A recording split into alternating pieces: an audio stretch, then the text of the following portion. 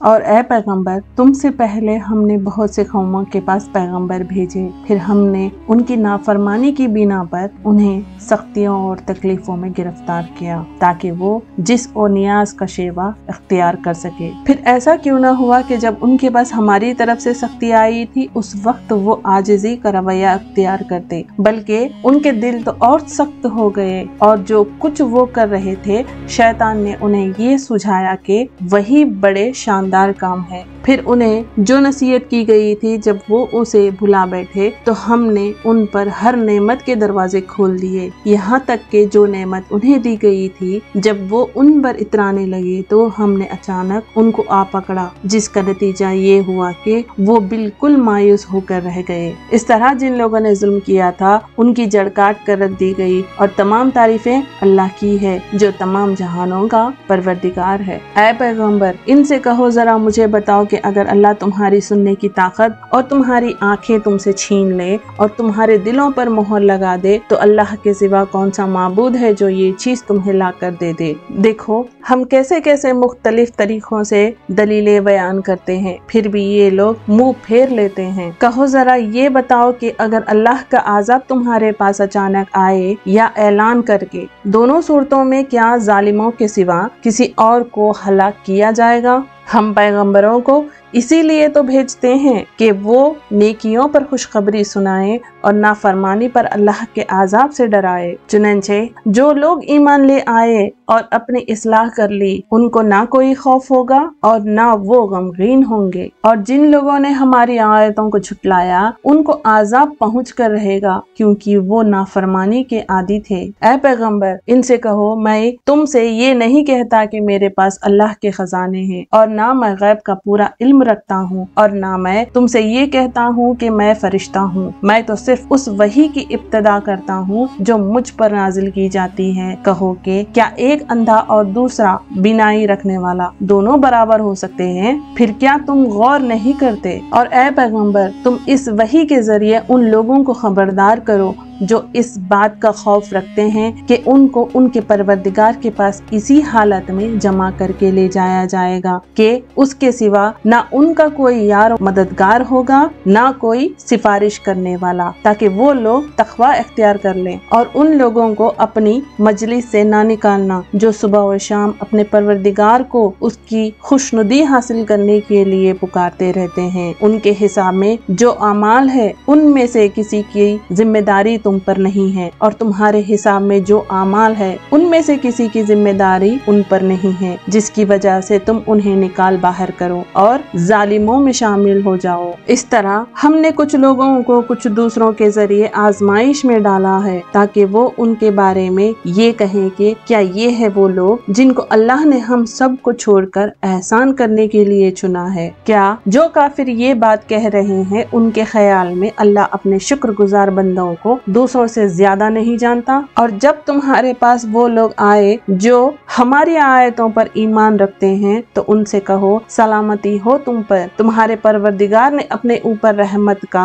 یہ معاملہ کرنا لازم کر لیا ہے کہ اگر تم میں سے کوئی نادانی سے کوئی برا کام کر بیٹھے پھر اس کے بعد توبہ کر لے اور اپنی اصلاح کر لے تو اللہ بہت بخشنے والا بڑا مہربان ہے۔ اور ہم اس طرح نشانیاں تفصیل کے ساتھ بیان کرتے ہیں تاکہ سیدھے راستے بھی واضح ہو جائے اور تاکہ مجرموں کا راستہ بھی کھل کر سامنے آ جائے۔ اے پیغمبر ان سے کہو کہ تم اللہ کے سوا جن جھوٹے خداؤں کو پکارتے ہو مجھے ان کی عبادت کرنے سے منع کیا گیا ہے۔ کہو کہ میں تمہاری خواہشات کے پیچھے نہیں چل سکتا، اگر میں ایسا کروں گا تو گمراہ ہوں گا اور میرا شمار ہدایت یافتہ لوگوں میں نہیں ہوں گی۔ کہو کہ مجھے اپنے پروردگار کی طرف سے ایک روشن دلیل مل چکی ہے جس پر میں قائم ہوں اور تم نے اسے جھٹلا دیا ہے۔ جس چیز کے جلدی آنے کا تم مطالبہ کر رہے ہو وہ میرے پاس موجود نہیں ہے۔ حکم اللہ کے سوا کسی کا نہیں چلتا، وہ حق بات بیان کر دیتا ہے اور وہی سب سے بہتر فیصلہ کرنے والا ہے۔ کہو کہ جس چیز کی تم جلدی مچا رہے ہو اگر وہ میرے پاس ہوتی تو میرا اور تمہارے درمیان فیصلہ ہو چکا ہوتا، اور اللہ ظالموں کو خوب جانتا ہے، اور اسی کے پاس غائب کی کنجیاں ہیں جنہیں اس उसके सिवा कोई नहीं जानता,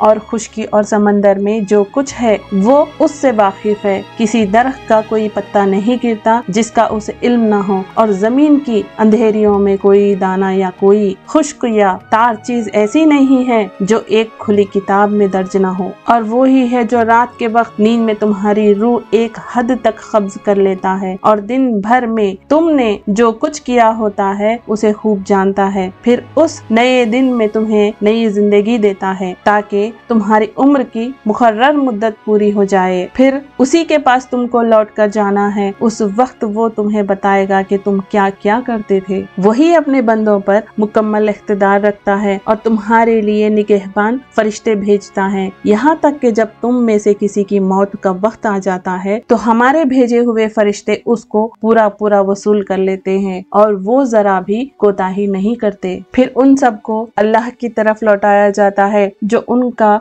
मौलाए बारहक है। याद रखो, हुक्म उसी का चलता है और वो सबसे ज्यादा जल्दी हिसाब लेने वाला है। कहो, खुशकी और समंदर की तारीकियों से उस वक्त कौन तुम्हें निजात देता है जब तुम उसे गिड़गिड़ा कर और छुप छुप के पुकारते हो और ये कहते हो कि अगर उसने हमें इस मुसीबत से बचा लिया तो हम जरूर बिल जरूर शुक्रगुजार बंदों में शामिल हो जाएंगे। कहो, अल्लाह ही तुम्हें उस मुसीबत से भी बचाता है और हर दूसरी तकलीफ से भी, फिर भी तुम शिर्क करते हो। कहो कि वो इस बात पर पूरी तरह कुदरत रखता है कि तुम पर कोई आज़ाब तुम्हारे ऊपर से भेज दे या तुम्हारे पाँवों के नीचे से निकाल दे, या तुम्हें मुख्तलिफ टोलियों में बांटकर एक दूसरे से झगड़ा करवा दे और एक दूसरे की ताकत का मजा चकवा दे। देखो, हम किसी तरह मुख्तलिफ तरीकों से अपनी निशानियां वाज़े कर रहे हैं ताकि ये कुछ समझ के काम ले। और ऐ पैगंबर, तुम्हारी कौम ने इस कुरान को झुटलाया है, हालांकि वो बिल्कुल हक है। तुम कह दो कि मुझको